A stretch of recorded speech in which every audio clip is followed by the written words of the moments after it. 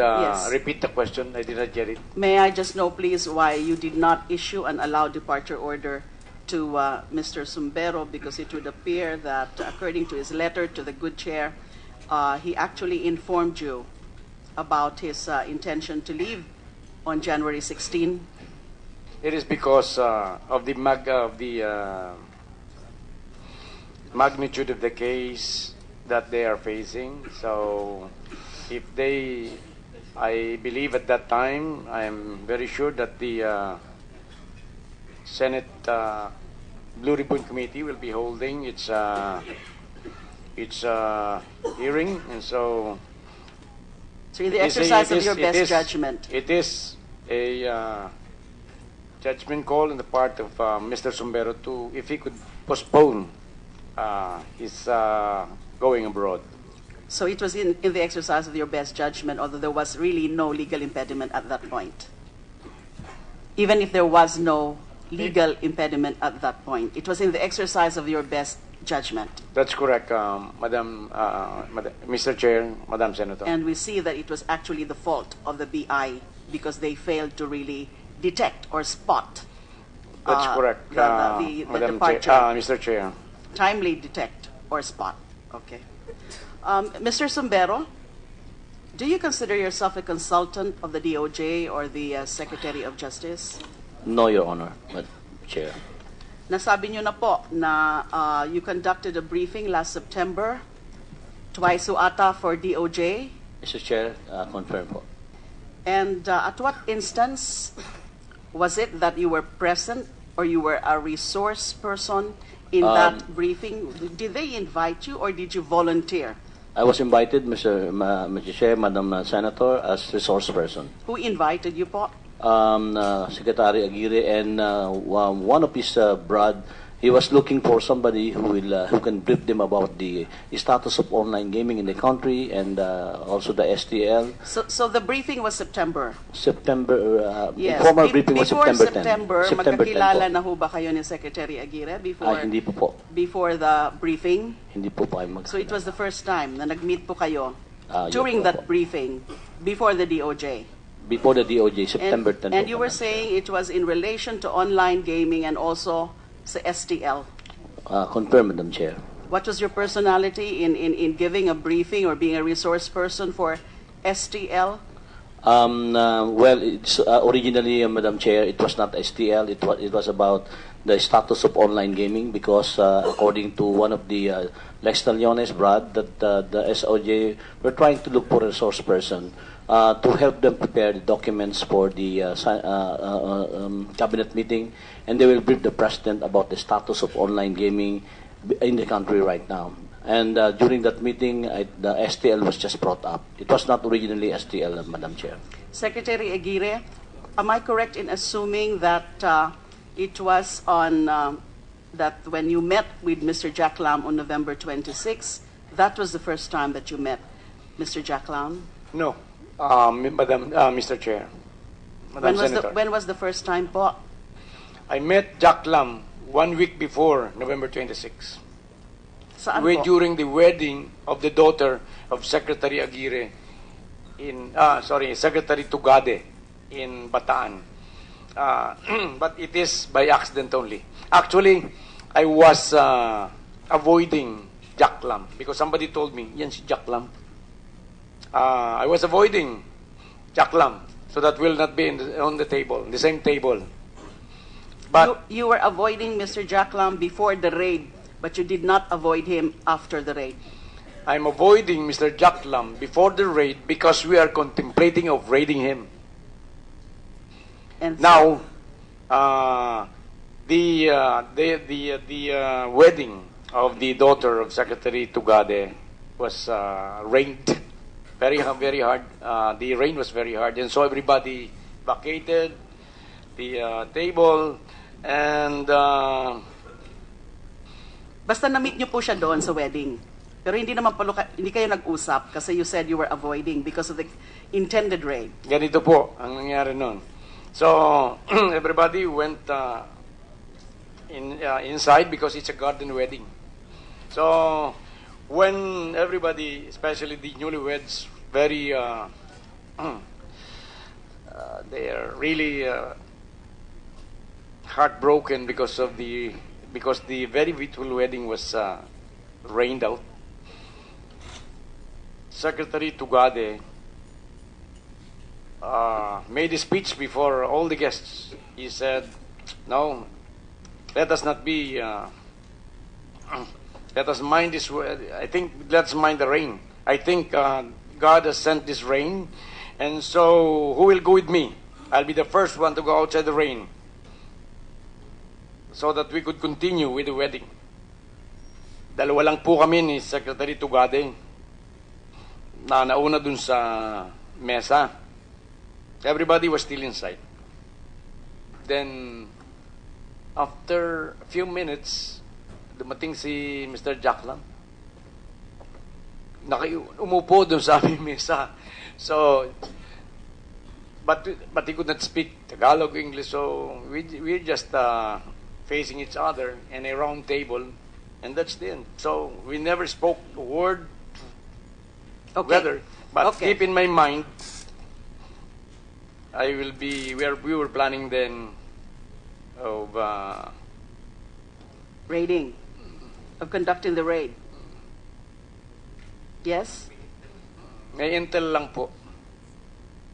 You say that he was a person of interest then for a future raid. Yes, Thank you. Mr. Chair. Go ahead.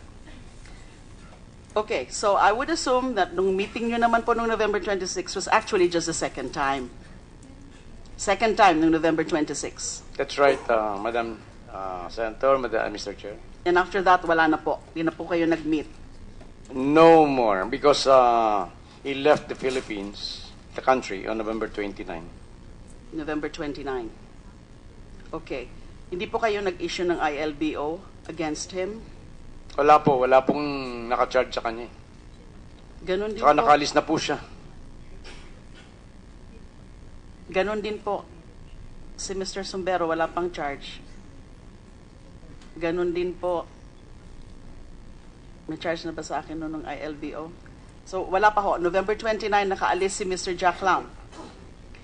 How about si Wang Bo po? Kilala I niyo am po not si sure Wang Bo? if, I think he is included in the LBO. May we check? So, can we check that?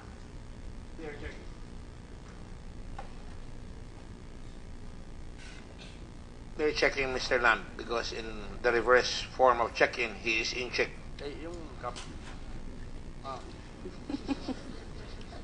The ILBO, Mr. Chair,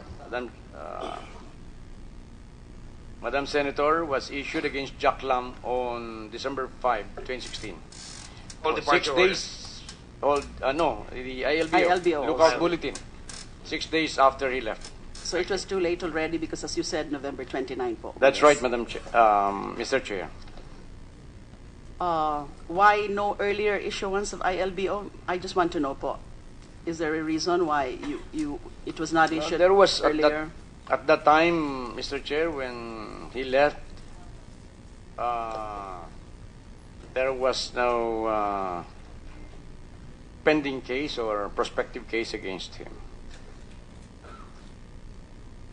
No case. I believe that we met on the 26th, Hindi ho ba noong November 28? 28. Nabanggit kanina po ni Attorney Fortun na yun ang una niyong siniwalat, yung tungkol sa bribery attempt nyo, November 28? I think so, but I think the memory of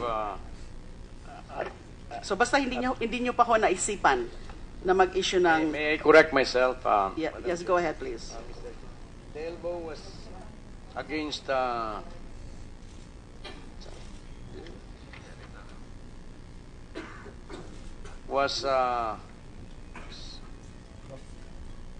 made on December 16. Which one is December 16? Sir? This is the Mr. elbow, Mr. Chair, against the two commissioners, Al Argusino and Michael Robles, General Charles Calima, Mr. Wally Sombero, Mr. Norman Nang, and Alexander Yu. Dated? The ILBO is dated December 16. So, December 16. So it was too yeah, late. He left wala pa po already. wala po dito si November Mr. 29. Jack Lam. I don't know if you were still the Secretary of Justice that time. Why did you again? I'm not invoke insinuating anything, but this Wang Bo I read about in papers happened during the previous administration. So you could possibly be the Secretary of Justice at that time. No, my question lang po, simple lang naman po. Kilala niyo ho ba si Wang Po? You said no. I answered it that I do not know him. I just heard of him. Yes, yes. You just heard of him. So that should be up to that point lang po. Period. Next. Yung kanina po pinag-uusapan po ito kanina, yung point about bakit hindi kaagad sinurrender yung 18 million from General Kalima. Yung binigay po sa inyo nung December 9, after po yung nag-usap kayo ni Attorney Argusino nung December 8 sa Promenade. And then dito po sa, can you further explain this? Paragraph 65 of your affidavit. This is confirmatory dun sa sinabi po ni Commissioner Morente.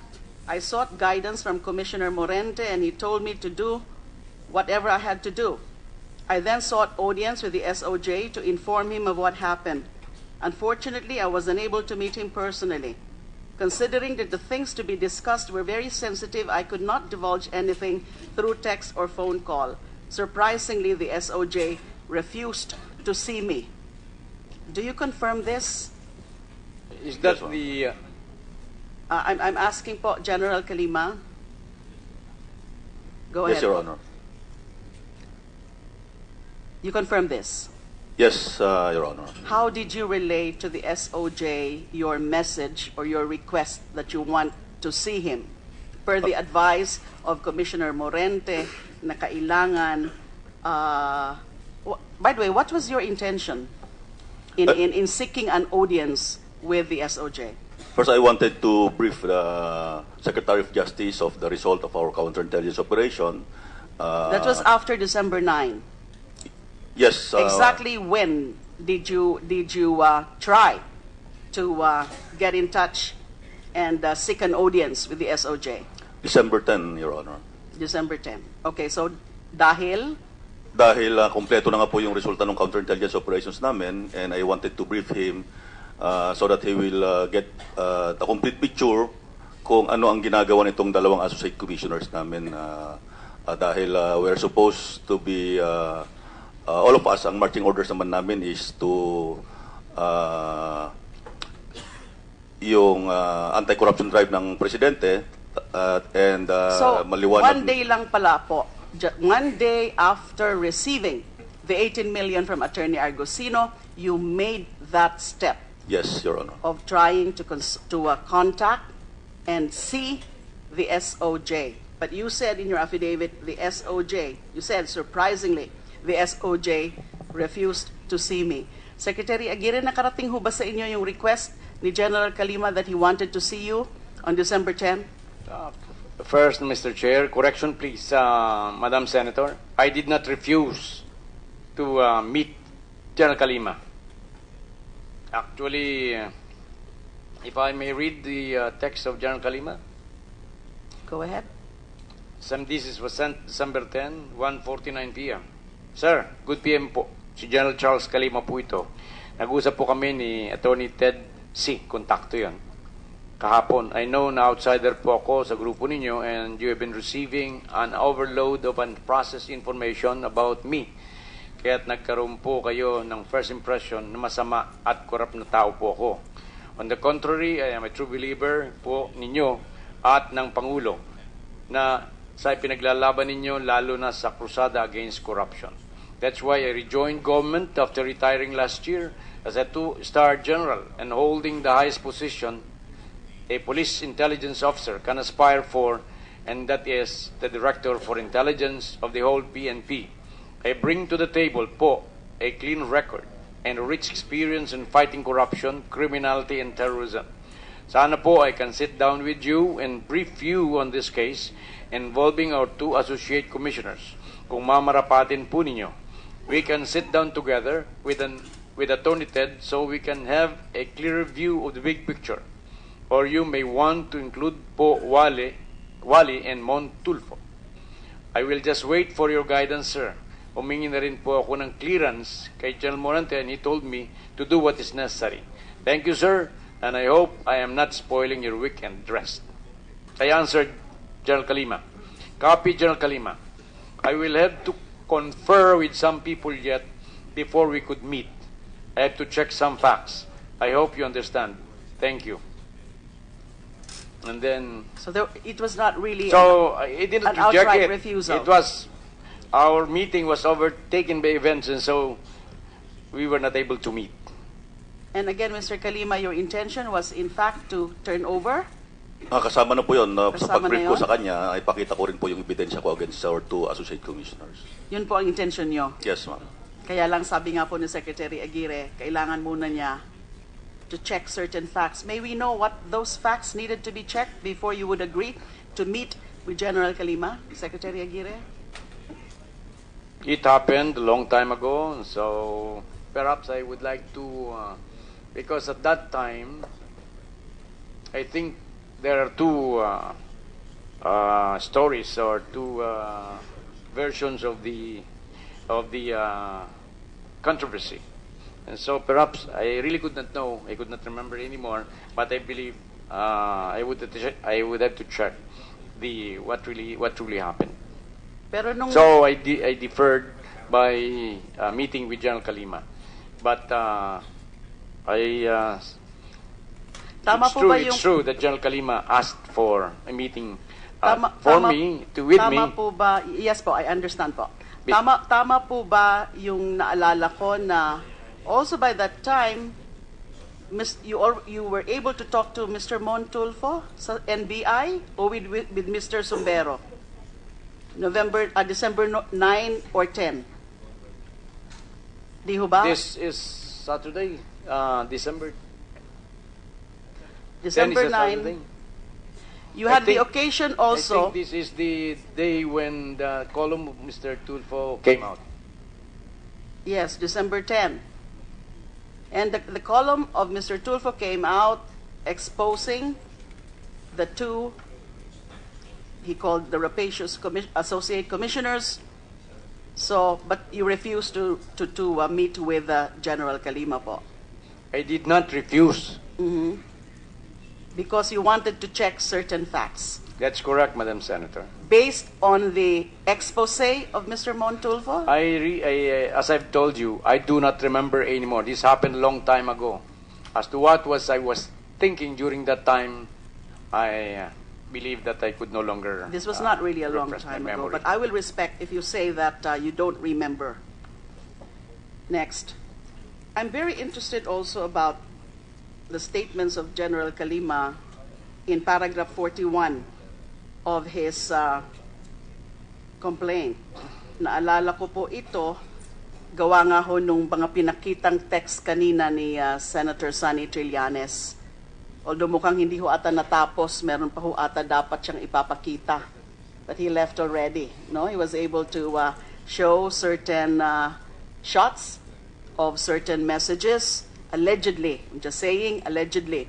I don't know that, from Attorney Argosino. So naalala ko po ito because last hearing ko po nakita tong complaint affidavit nyo, General Kalima. You said here about Argosino started explaining, and I think he was referring to your meeting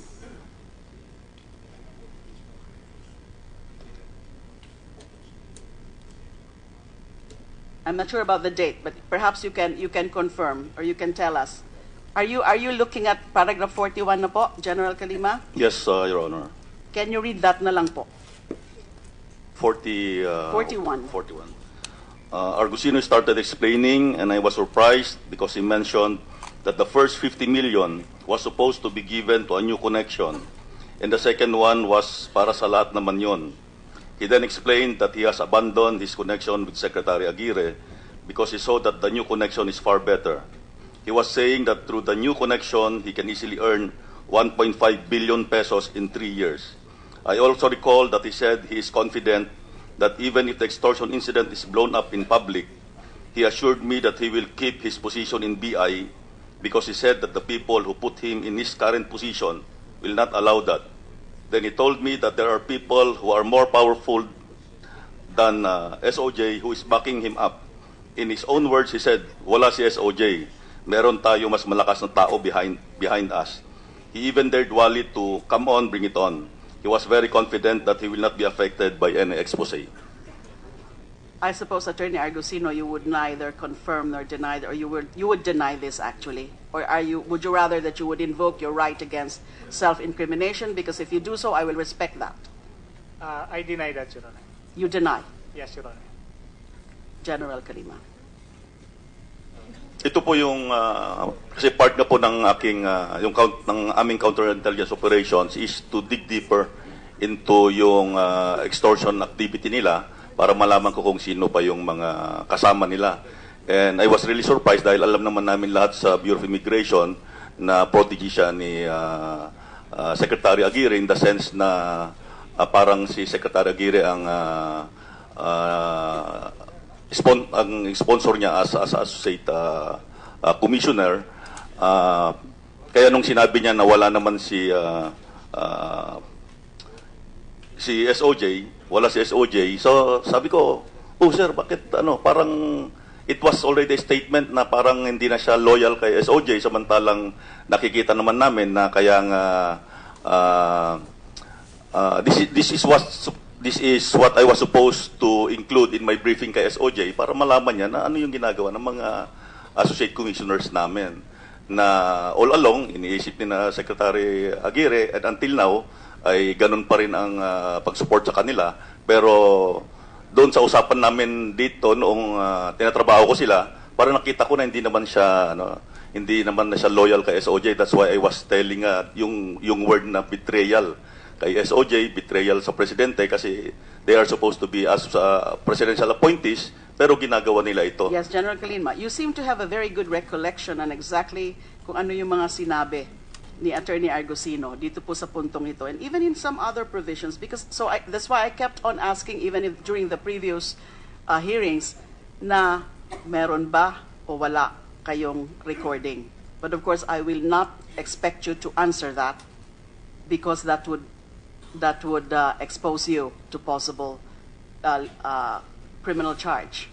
Correct? Kasi dun sa may mga ilan-ilang portions po sa affidavit nyo and even sa affidavit ni Mr. Sumbero na yung mga wordings are such that it seems that you have very good recollection on exactly what was uttered by either or both Attorney Argusino and Attorney Robles. Exact quotes yung mga nandito po sa mga affidavits nyo. That's why I have this strong suspicion na mukhang re-record nyo talaga sila. And that's why you're confident also in quoting. Nandito pa rin kasi tayo dito sa puntong sino ba talaga ang nagsasabi ng totoo. Is it a case of bribery or is it a case of extortion? But let me go to another point. Extortion on whose part and bribery on whose part? Yes. Because the story that is emerging is nobody has criminal intent. Everyone is just engaging in entrapment. You are trying to catch each other. But that is their defense. I want to clarify that is their defense. That is their defense. Entrapment is their defense. But I think it is very clear who was extorting and who was trying to bribe or whatever.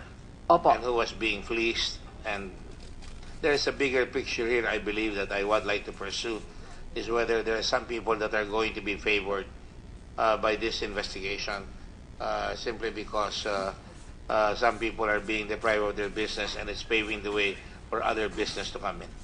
I want to be sure I can sleep on that very well. And I'm sure you will too. Yes, sir. In fact, at the next hearing, I think that would also be my line of questioning. Also on the affidavit of General Kalima, paragraph 14, nung gabi po, nung November 25, you said Wally Sumbero called me on the phone to report that someone informed him there were some BI officials who were, in his words, humihingi ng areglo. So tawag lang po yon, wala ho yung text yun. Yes, Your Honor.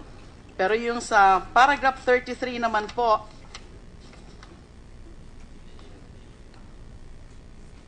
at 12:52 of December 1, Wally Sumbero gave me a heads up through text that Argusino called up Alex, one of the interpreters of Jack Lam, and he still wanted to get the 50 million.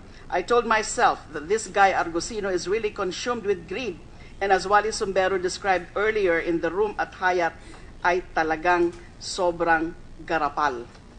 Do you confirm, Mr. Sumbero, na may mga ganong kayong mga binanggit sobrang garapal? Humihingi ng areglo? I recall, Madam Chair, that I mentioned that to General Kalima. Okay. Now, doon naman po tayo sa supplemental complaint affidavit niyo, Mr. Sumbero. Do you recall your supplemental complaint affidavit filed with the Ombudsman? Dated December 22? Madam Chair, yes. You were explaining the 2 million. At Yes, Madam. sinabi nyo nga ho dito at around 6 to 6:30 a.m.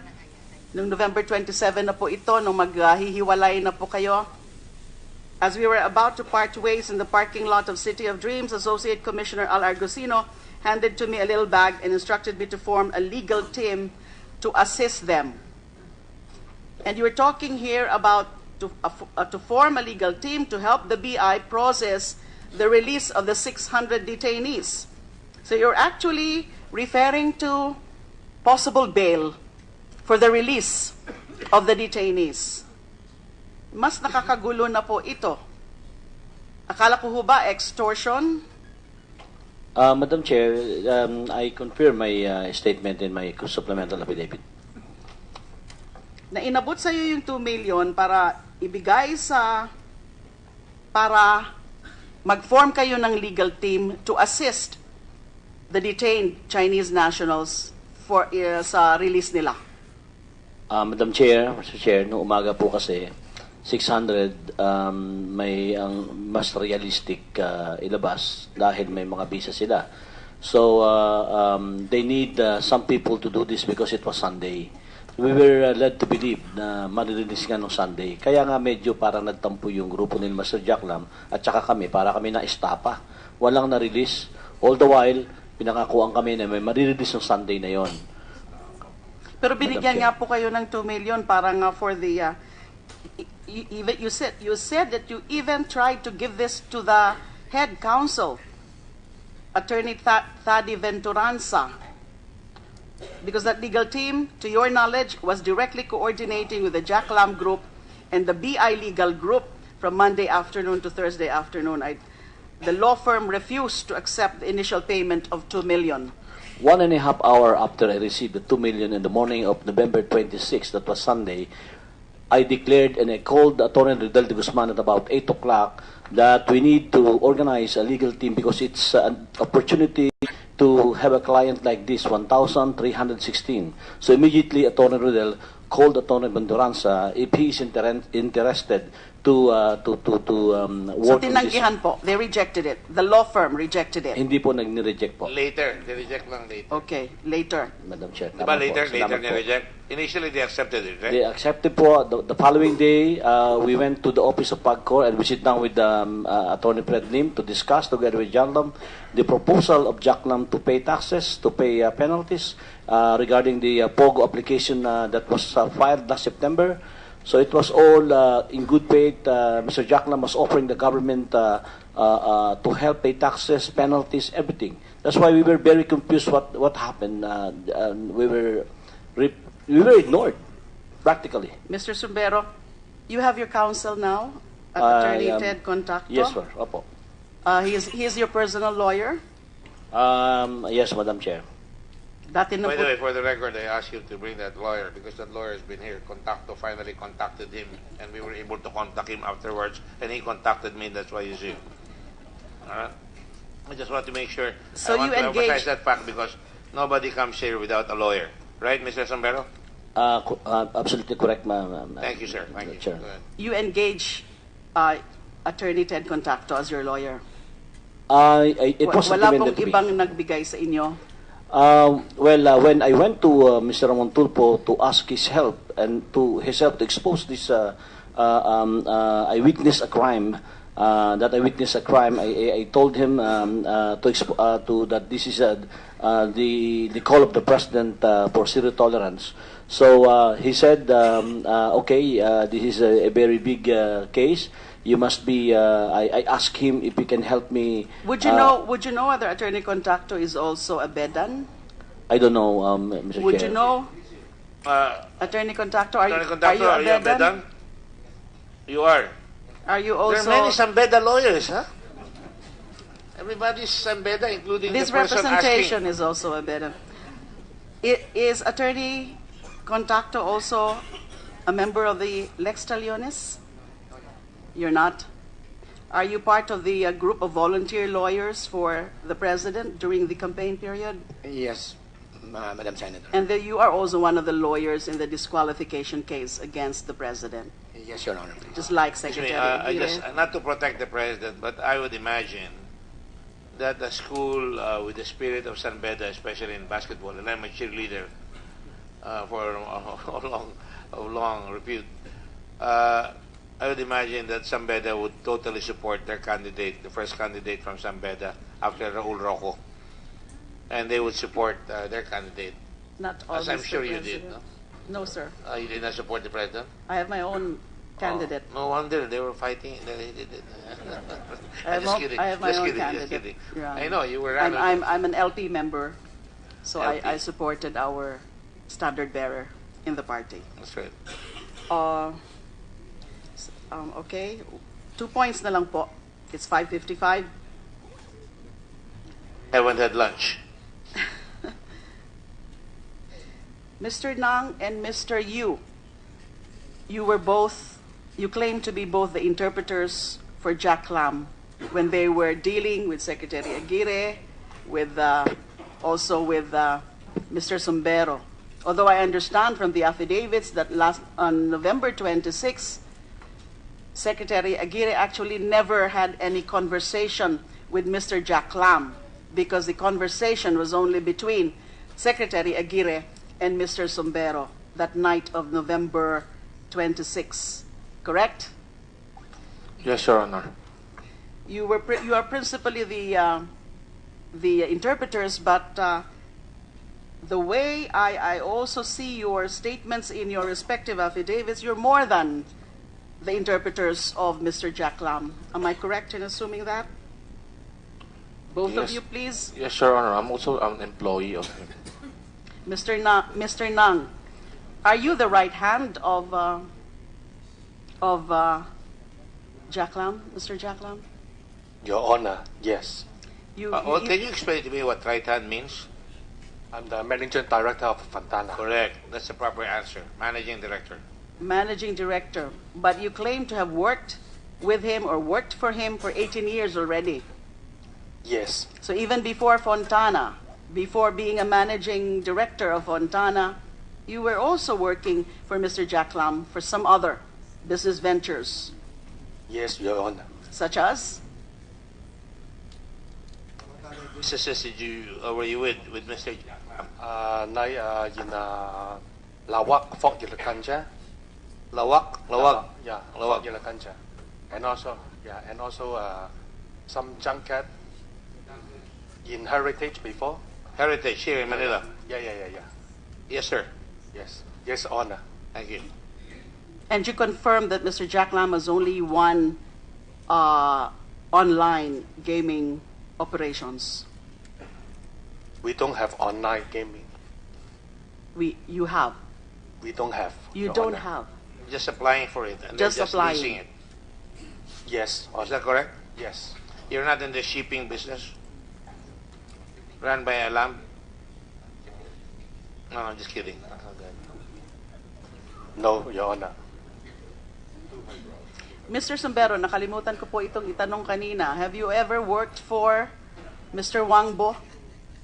Madam Chair, I only heard Wang Bo in the newspaper. So you don't know him also? I don't know him, Madam You Chair. have not worked for him? I didn't work for him, Mr. Madam Chair. Nang, you also have not worked for Mr. Wangbo before? No, Your Honor. Mr. Yu, aside from being interpreter, any other role you play insofar as Mr. Jack Lam is concerned? Besides an interpreter in the casino, I'm a casino VIP services manager. VIP services manager. So you were more than an interpreter. Because as a matter of fact, you were meeting with Mr. Sumbero, Attorney Argusino, Attorney Robles, even in the absence of Mr. Jack Lam. And I'm also talking about Mr. Nang. Because initially we thought both of you were just the interpreters of Mr. Jack Lam. And therefore, if you were merely interpreters, you would only be meeting with people if Mr. Jack Lam is there. Because your role is just to interpret for Mr. Jack Lam. So, but we assume you had the authority from Mr. Jack Lam to be meeting with Attorney Argusino, Attorney Robles, and Mr. Sumbero. Correct? Yes, Your Honor. And Mr. Jack Lam would know exactly what was being discussed. Of course, ma'am. So you reported the demand, as you said it, for an additional 50 million being made or have been made by Attorney Argusino during that November 29 or November 30, whatever is the correct date. You reported it also to Mr. Jack Lam or only to Mr. Charlie Atong Ang? Both of them. Both of them. And did Mr. Jack Lam also share the opinion or the advice of Mr. Charlie Ang that after they demanded for additional 50M, that's it? No, Your Honor. No more. Si Mr. Ang na lang nagdedesisyon. So si Mr. Charlie Ang na lang ang nagdesisyon na you better stop it na kasi nanloloko na ang mga yan. Yes, Your Honor. Okay. As my last manifestation, Your Honor, I remember that the good chair was enumerating the names of the fraternity brothers of the secretary who are with the DOJ, who are with the BI. I just wish to manifest that for sources, I have a longer list, but I will not broadcast them anymore. Baka magalit po si Secretary Aguirre. Thank you. Would you like to read a comment, Madam? From, you might want to ask Secretary Aguirre about that. So this is from someone, a source? Yes. Yes, from a concerned DOJ exec. Too many Lex Taliones in DOJ. The new PG is also a Lex Talion. PG is Prosecutor General. Prosecutor General. Prosecutor, who is that? Nasa listahan ko rin po yun. Who is the Prosecutor General? The new PG is Victor Sepulveda. Sepulveda. Sepulveda. Just like the city in LA. Sepulveda. Yes, Mr. Chair. Dito, Sapulambida. Also, the city prosecutors of Makati, Pasig, and OIC city prosecutors of Taguig and Pasay. Indeed, too dangerous. So that's on top of ASEX, USEX, and some officials Mr. of Chair, BI. Binasa ko lang po. The city prosecutor of Makati, Pasig, they already there at the time of the Centro de Lima. They were already fiscal. Sorry. They are already Binasa ko, city pinabasa prosecutors. lang po sa akin. My fault, my fault. So that's why I would like to correct, because the impression is that they were appointed during the Duterte administration. So I would like to correct the impression. But there are, in fact, But the fact is, we have appointed many of our Taliones brothers, and they're very good at their job. We know them, that we could trust them. Except the two here. Can you comment on that? Except the two here? I would not, Your Honor, Don't say past anything. I judgment. think it might Past incriminate you already. because I might review the cases filed by the two commissioners against the respondents. So it would be prejudgment on my part. And you don't intend to inhibit yourself, of course. I intend to. You intend to. There you go. Part Yeah. din po ako ng sorority na allied to a fraternity, pero hindi po ganyan ang mindset ko. You're the sis of Lex Talionis. What are you? Is another one, another fraternity, another sorority. Why don't you Hindi po mention it ganon. so we will know if you have other Lambda Rho appointees? Beta Fraternity and Lambda Rho Sigma Sorority. Yan. Hindi naman po ganun ang mindset ko. Kung meron pong mga brads o sis, napakakonti lang po nila. Hindi po ganyan. Eh, konti And as lang matter naman of dito sa fact- Lex Talionis. Dadalawa lang naman yung sa Lex Talionis na napapahamak ngayon. Di ba? Yung pong mga, mayroon pa rin pong mga brothers fraternity si Secretary de Lima sa AMLA, 3.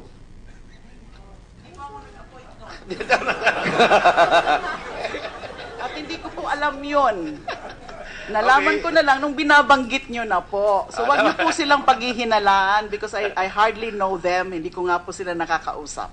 For the record, And I Mr. did not Secretary, appoint them. rest easy, both of you. You're both secretaries of justice. For the record, my fraternity, there was President Marcos, who was an Upsilonian, who was the top notcher of the bar, and there was Ninoy Aquino, who was in the opposition. There was Doyle Laurel and Turing Tolentino. Fraternities are not necessarily bad, so long as you keep the values of the fraternity up hand. And when somebody in the fraternity fools around, then you should